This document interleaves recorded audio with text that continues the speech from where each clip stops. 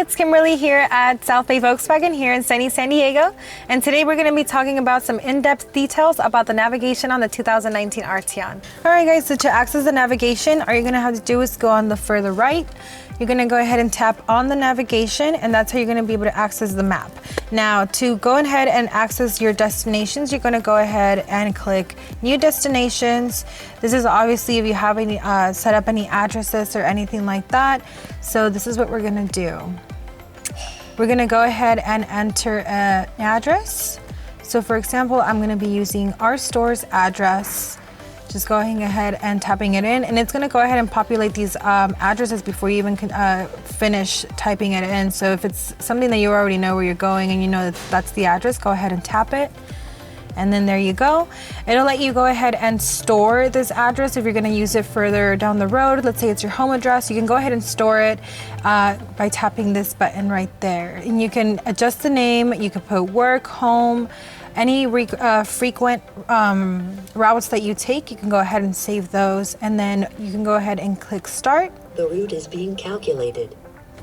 And the navigation will go ahead and start telling you where to go. And then this is going to be your My Destinations tab. So these are going to be pretty much a history of your recent destinations. You can go ahead and store the current position that you're at. For example, right now I'm in the showroom. So if I want to go ahead and store this current position, it's going to store to the actual store.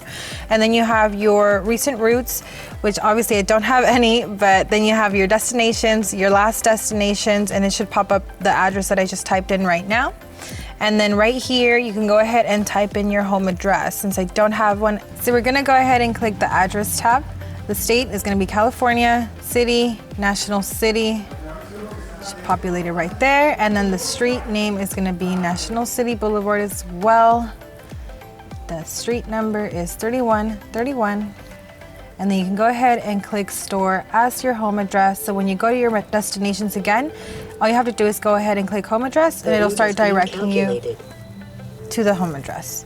Now take the second right. So here you're gonna be your points of interest. So for example, you can go ahead and click the gas station, parking lots, and restaurants, and it's gonna redirect you to the nearest gas station.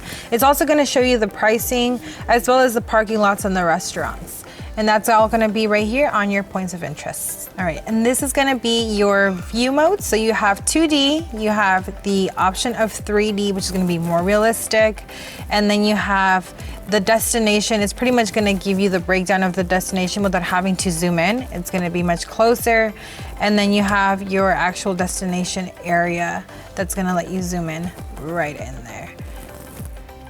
You also have the option of leaving it on auto. You can go ahead and tap for day, or you can go ahead and tap night. It'll adjust the screen.